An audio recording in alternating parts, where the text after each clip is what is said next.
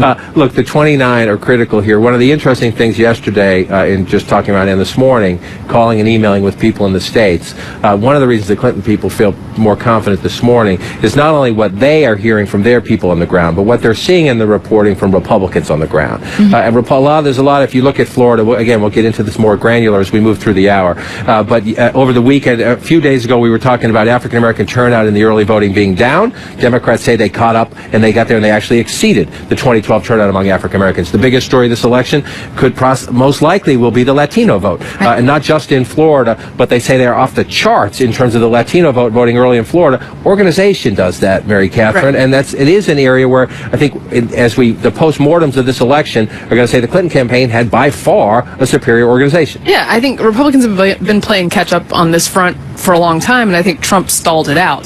The Trump campaign exists on id, and if that can pull him across the line, it will be a really strange election.